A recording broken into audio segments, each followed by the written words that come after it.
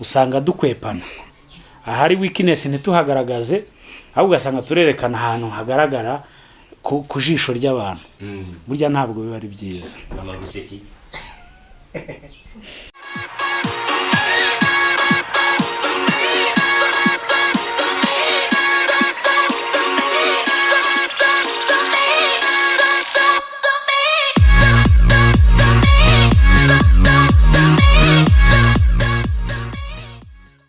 Bibiri na 21 kuri Iris Rwanda TV ni simusiga. Knowledge is power. Ubwenge n'imbaraga ni igikenya. Ubwenge bukora byose. Nabwo bwahuje abantu ndikoreye imbere yanjye. Mwabonye ikiganiro cyabo cya mbere. Meze mute? Neza cyane. Y'uburyo bwawe. Meze neza. Meze neza. Warashyigikiwe. Dadi. Umwe nareba uburyo unareba ubumoso. Ibintu bitera isoni cyane. Exercise tureba n'akana ko mujisho. Agakuru ko mujisho kukera akana mbese ubona.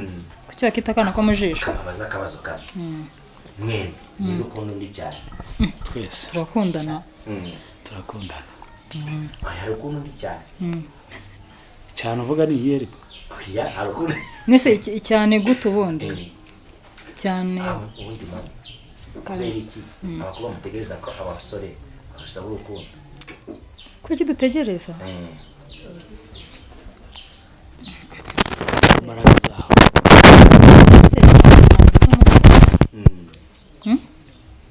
Ntabwo uzi umuco nyarwanda. Bavuga iki? Muri fati ya mbere. Niko se ko tuba tutakunze. Dutegereza ko baza tugaye. Nyine baravuga ngo ladies first. Kuki bo mutaba bambe? Ladies first where?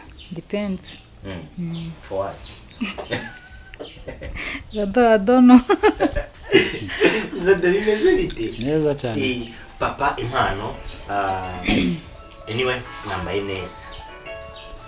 Murakoze cyane twambitswe na Iris Rwanda TV. Ibirimo neza. Sinamagambo. I'm loved. Maybe. Sigara? Ndakunze. Cyane. Harumanza ari ndakunze, yeme ndakunze. Ese nibyo? Uramuzi? Rwanda badutumye ngo tubabwire ngo barabakunda. Natwe turabakunda cyane. Muri couple y'umugisha kuri bo. Muri couple navuga ngo Imana yazanye kugira ngo mukore byinshi musupporting abakinyi ba filme, umusanzu muduhereza umunsi ku munsi turabashimira cyane kandi uragaragara. Ari nayo mpamvu uyu munsi wa none dufite couple zimaze kugera muri enye.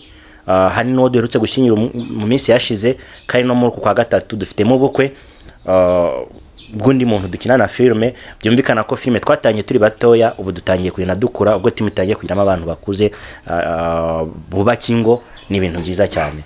Mami ubyakira ute kwisanga mu mwambaro wa Iris Rwanda udahenze ariko ufite agaciro? Ni ishema cyane, ni n'iby'agaciro. Ntabwo umuntu wese afite amahirwe yo kuwambara. Niyo mpamvu kwambara umwenda wa Iris Rwanda TV kuri njyewe ni inyungu kandi ntekereza ko ari n'umusanzu wanjye. Kuko uyu mupira aho nawubona ubitse cyangwa naho nagenda nkwambaye numva ko umuntu wese atekereza kuri Iris Rwanda. So numva ari umusanzu. Ubukwe bwawe na mami bwabaye tariki zingahe? 26 z'ukwa 12. Mami wakoze tariki zingahe? 25 z'ukwezi kwa 12. Bivuze ngo ni difference y'umunsi umwe ku itariki y'amavuko no ku itariki cyane y'ubukwe. Akusukundi burango ubukwe ntimwakase umutima wa noza anniversaire. Mu bukwe wa anniversaire twawukase mbere. Ntabwo yigeze ukati ahubwo wakaswe mbere. Anniversaire yabaye mbere. Ubukwe burahita ubu. Yego buri gukebuka. Twigarukire ku mubano wanyu mwembi muri kwizihiza umwaka mumaze mukundanye. Gushaka n'urugendo rutoroshye kugira ngo umuntu afate icyemezo none umwaka ukarangira mu buntu ko mwari mukundanye kiriya gihe n'ubu mu munsi wa none rwariyongereye cyangwa usa ubajije nibwo Urumva ari tayari. Gushakana ni urugendo rutoroshye. Hanyuma mu gihe cy'umwaka tubona rwariyongereye cyangwa rwaragabanutse. Buriya kenshi uri mu bintu rero biba byiza iyo utabitakaje. Buriya urugo niwo mushinga wa mbere ukomera kandi woroshye. Biriyongera. Icya mbere hari ukushakana mukundanye, hari ukuza mukabyara mukundanye, none iyo mugize amahirwe hakabonekamo urubyaro, Imana ikabaha urubyaro, biba akarusho. Buriya akenshi abantu bashakana bashaka kunguka, bashaka kubona urubyaro. Imana rero iyo bahereje urubyaro, urumva ntabwo wakereka umwana ko mubabaye, ahubwo mushimira Imana kandi mukishimira ko ibyo mwatagetingaga kugeraho mubigezeho.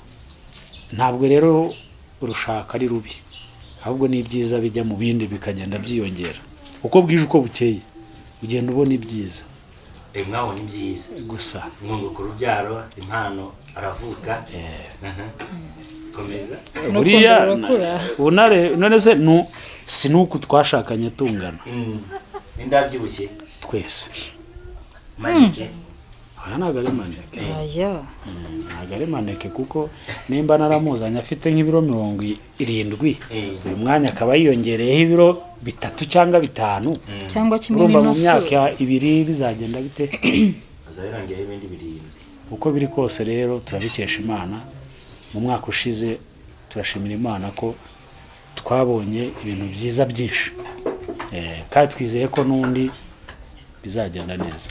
Ndagira ngo dutange isomo muri iyi minsi ya none, muri iki kinyejana turimo, usanga hari abantu bashaka no matagetinga hondi ikindi kintu, ubutunzi cyangwa se amashuri cyangwa se ikindi kintu, umwaka ugashyiraho kugira ngo celebrating umwaka bakaba bari gusaba divorce. Ndagira ngo hereze abantu isomo bameze gutyo, yaba batarashaka ndetse n'abamaze gushakana, uyu munsi none bakaba bana ugira isomo bahereza nka experience yo kumaza umwaka bakugira ngo bisubire inyuma. Uyu munsi none twatwikiranye na madamu wawe, munezerewe mwishimanye, nejo tukazabona muri celebrating undi mwaka, nejo bundi gutyo uko umwaka ugiye kujya uraza. Ntabwo biba byoroshye ariko byose ni intego.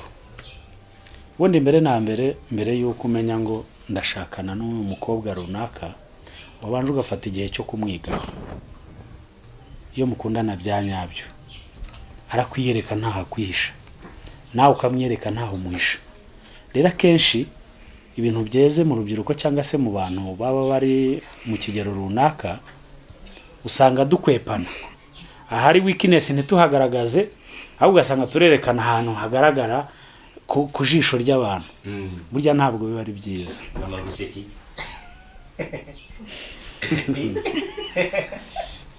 Rero uko byagenda kose, wenda nk'inama nshobora gutanga cyangwa se nk'impanuro, akenshi twakabanje kumenya ngo nimba ngiye kubana na runaka cyangwa se n'umukobwa runaka turi inshuti, ese mbere na mbere mateka ye nayahe? Birashoboka ko ashobora guhinduka, ariko wirengagiza hahise he, ahubwo ukarebana naho muri ho mugana. Icya mbere ni wa muntu ushobora kukugira inama yubaka. Ntabwo ari wa muntu ugushaka amafaranga, ntabwo ari wa muntu uguhamagara ngo yewe ngo banyibye mpereza. Oya, akenshi umukobwa nyawe ubundi ujya no kumuhamagara, ajya kuguhamagara nkaho yakaguhamagara yagera agusaba, ahubwo akaguhamagara kubuza gutanga. Ahubwo ati nyabona reka ibi ngibi bishobora kuzagufasha ejo cyangwa ejo bundi. Buriya kenshi uwo muntu kandi nanone asenga Imana, yizera Imana. Biragoye kugira ngo umenye ngo nibyo koko cyangwa si byo, ariko uko biri kose burya umuntu ugukunda uramumenya, n'utagukunda nawe ukamumenya. Ikindi na famiye, burya na famiye zibigiramo uruhare. Ntabwo guhura n'umukobwa mu kirere ngo uhite ufatira aho ngaho, ntabwo ari byiza.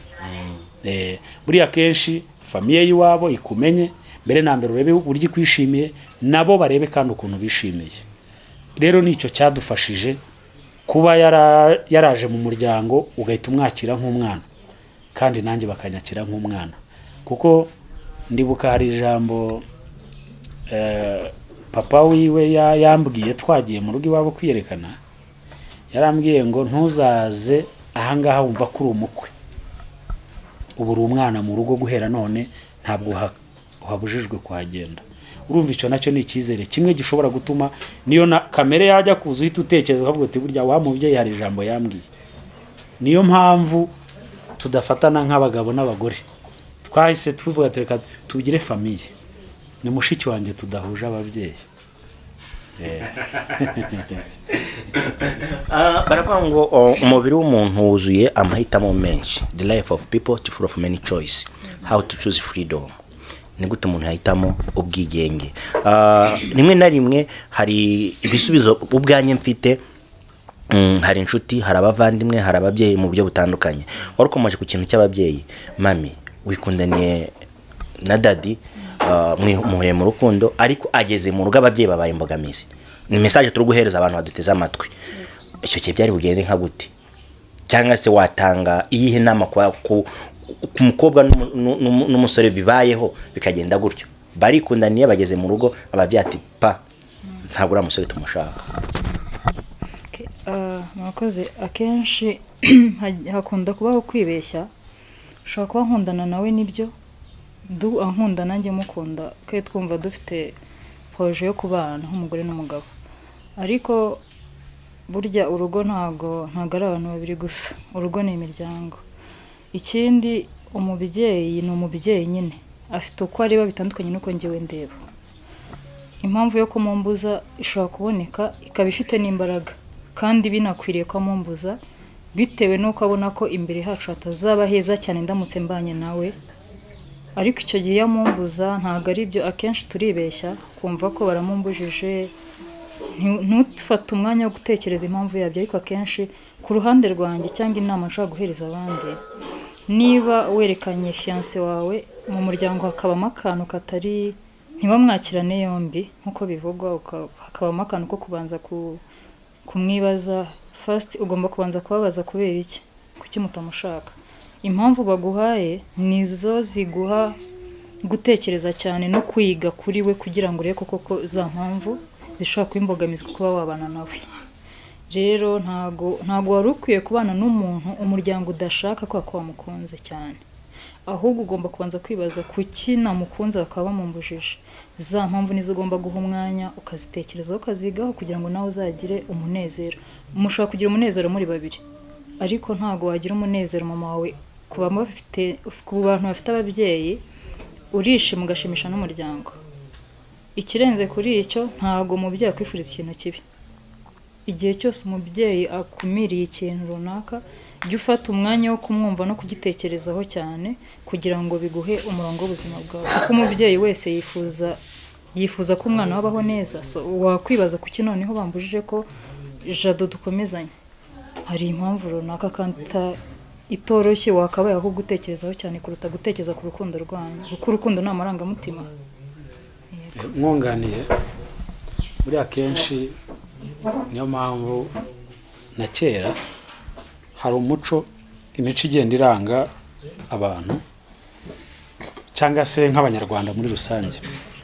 Buri akenshi ufashe umwanya wo gusuzugura ababyeyi, mpamya ntashidikanya ko waba wibeshya cyane.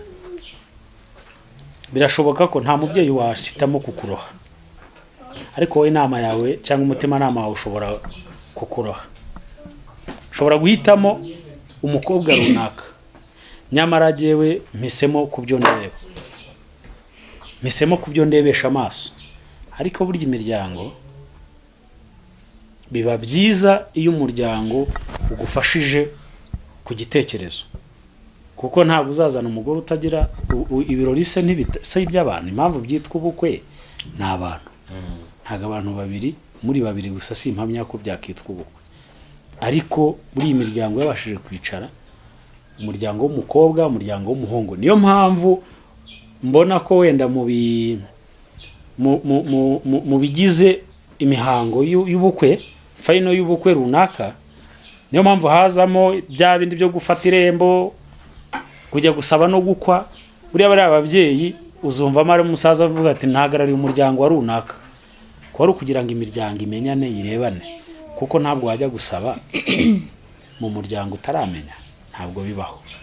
Rero numva umwanya munini hari uruhare rw'umuntu bwita umwana uri mu rukundo, hakaba n'uruhare ariko rw'ababyeyi. Icyo gihe iyo ugiye kutumva impanuro z'ababyeyi ni hahandi ejo bikunanira bati twarakubwiye sha, sinzi rero ntabwo byaguhira cyane. hari icyo bita urukundo mpano, rwa rundi rushobora gutuma umuntu afata icyemezo simusiga mu gihe abantu bikundaniye, ariko hakaza impamvu nyinshi cyane zishobora gutuma batandukana kandi bo bikundaniye. Iyo bigeze mu rukundo mpano, ntekereza ko umusore ashobora gufata icyemezo cyo kubana na fiance we. Ese ngaho tuhagarutseho hari amakosa baba bakoze, birumvikana ibyishimo by'umuryango baba babibuze, ariko bagiye muri bya byishimo byo kubaka ari babiri. Ese koko hari kosa riba ribayemo? Wakubaka urugo wowe n'umugore gusa, ubwo umuryango wawe ntago wajya ujye, abana bawe wajya ubohereza kwa nyirakuru gute? Ni hahandi mubaho mu buzima bwanyu mwenyine.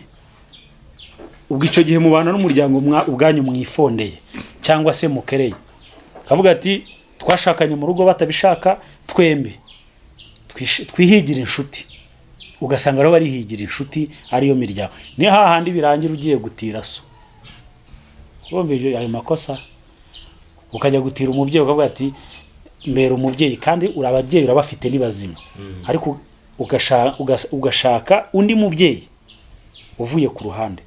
Ntabwo bibaho ko umubyeyi asimbura undi. Right. Mami, tugize gutya, abenshi bakunda kuva mu cyaro bagira mu mujyi, bakabaho igihe cyo gukora ubukwe bakazuma gusa ngo runaka azanye umugore cyangwa runaka ashatse umugabo. Rimwe na rimwe adashaka no kugaragaza famiye ye aturuka ko ari mu cyaro, yageze mu mujyi yigira Kamugi. Message kuri abo bantu bameze urakoze cyane. Biranababaje, biratangaje ku muntu utekereza uzi ubwenge ukora ibyo bintu, kuko tutagiye mu bintu byinshi cyane utazava ntabwo amenye yajya.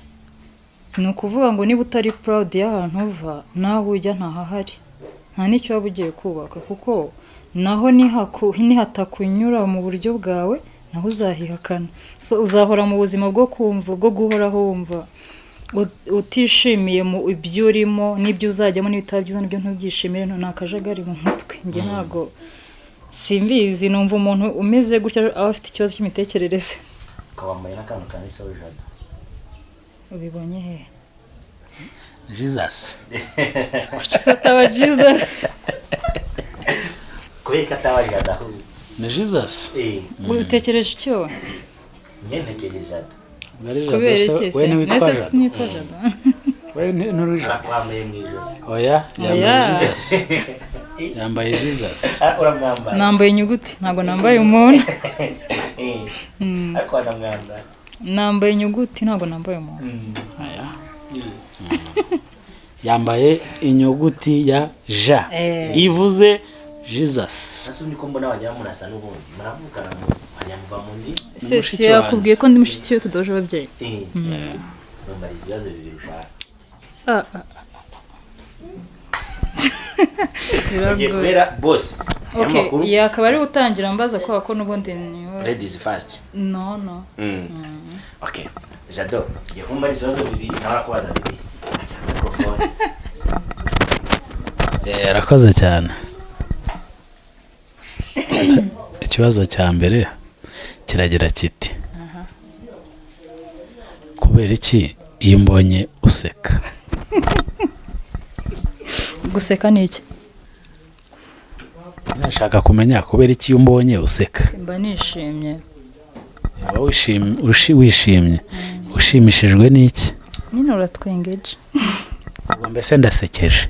Oya, ntagusekeje, ariko guseka ni ikirango cy'ibyishimo. Yego, ni kimwe mu bintu biranga umuntu wishimye. Urakoze.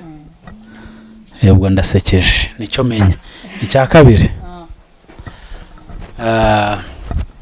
mbere yuko umbona, mbere yuko duhura, mbese bwa mbere na mbere umbona, tugihura neza, tugihura tutaramenya tutaribwirana watekereje iki? ntabwo uteye ubwoba. Ese nari igikoko? Nabonaga uri umupapa uri naseriye cyane. Sanze ndenseriye? Nasanze utari umupapa ari kuri seriye. Si utayiwe mbaza.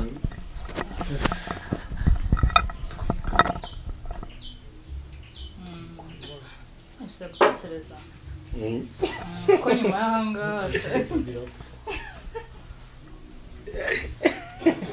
urabivuze? irahari.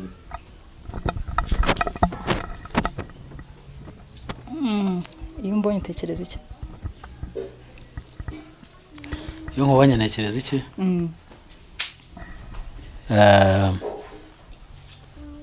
Sinzi uburyo wenda umbaza kukubonamo.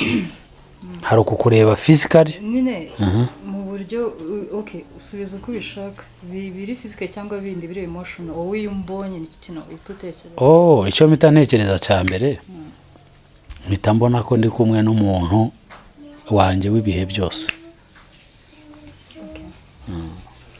Ese mu gihe tumaranye umwaka n'iminsi 5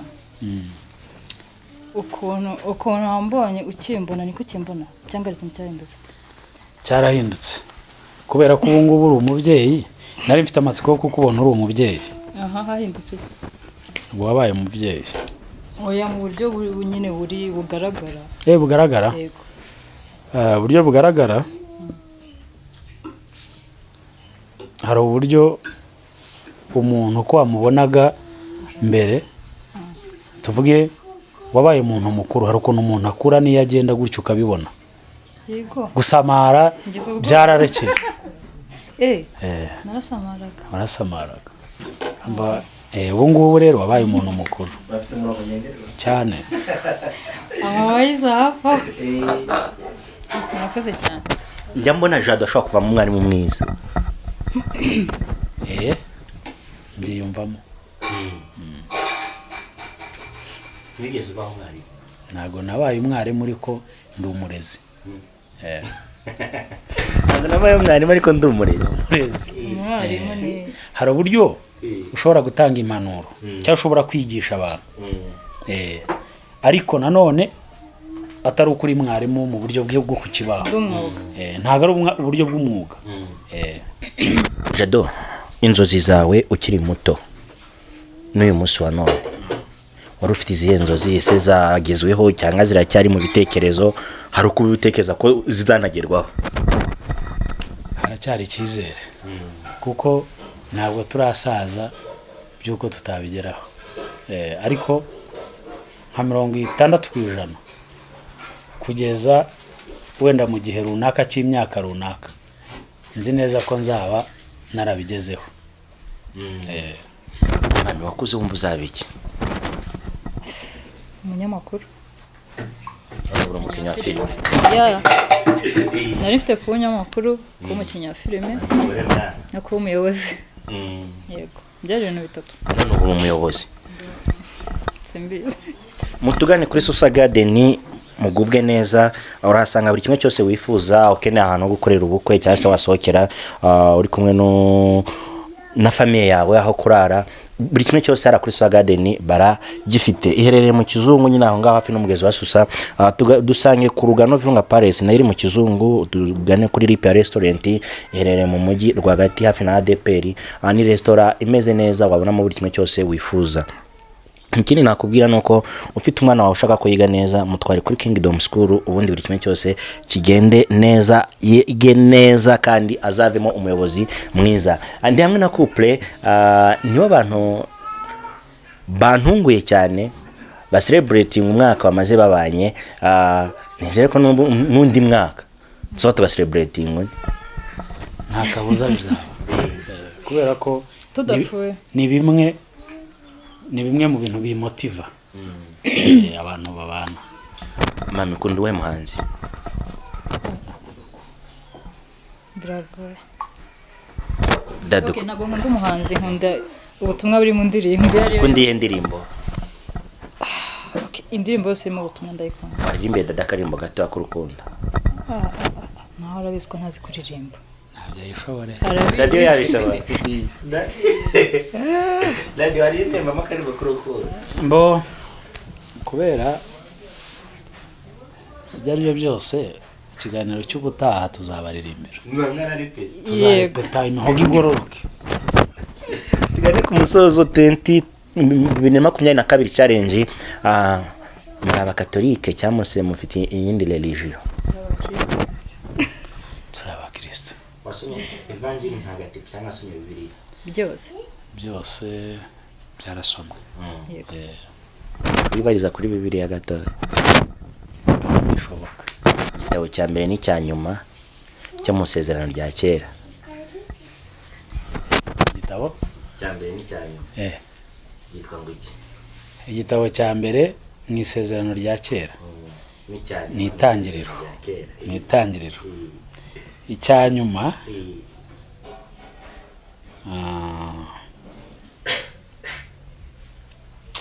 icyo nzakigusubiza ubutaha.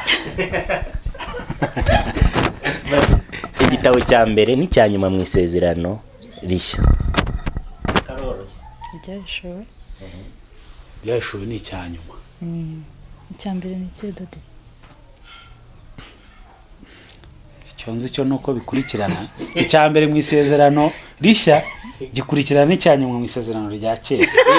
Zayibasubiza ubutaha. Ni kimwe muri iki.